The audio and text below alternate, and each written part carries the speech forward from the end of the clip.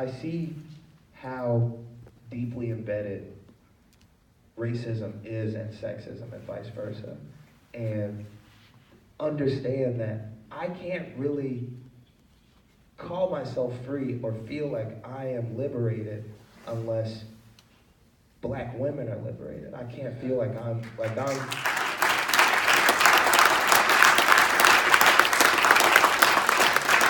can't say I know my worth or that I'm doing something for people if I can't understand how many double standards there are and in how many different dimensions they work.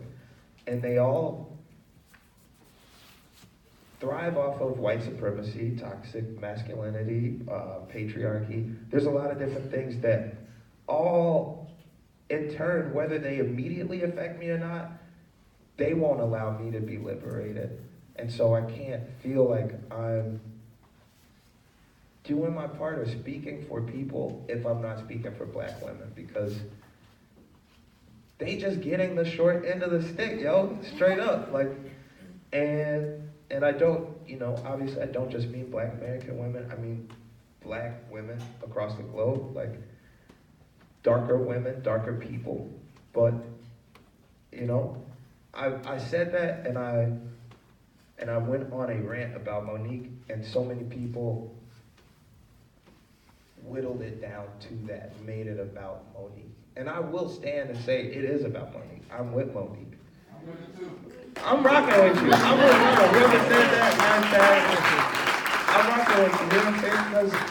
Because it's hard. Like the way that that all the media works now, there's like you could get sucked up into it, and it's like there's so many,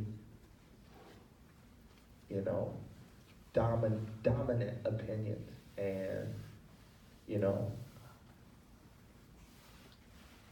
so many places where you can't really just say how you feel without somebody trying to correct you or tell you that you're that you're wrong, or you're not thinking about everybody, or you're just thinking about yourself or whatever.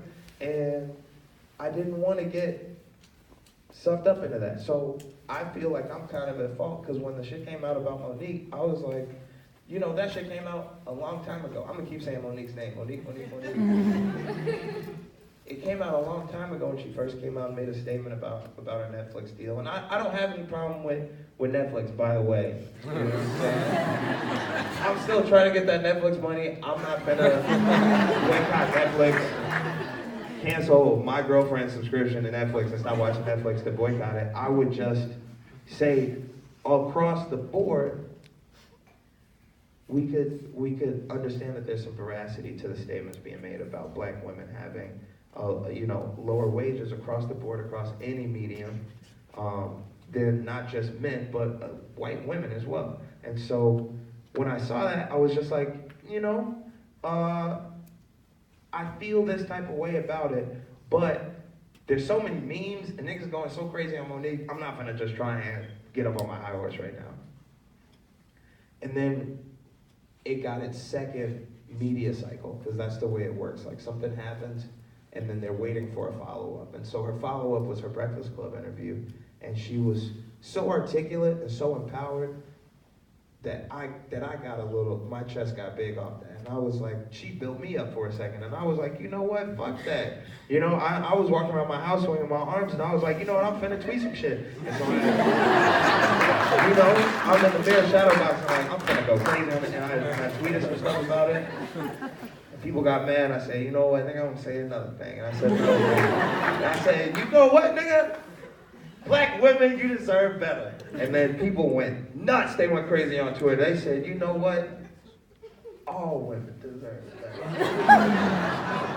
Asterisk, women deserve better. Take the black out that joint. And I said, no. You must have already seen it. I said no.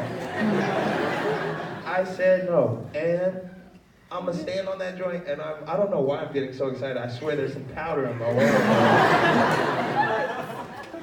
That's the end of my answer.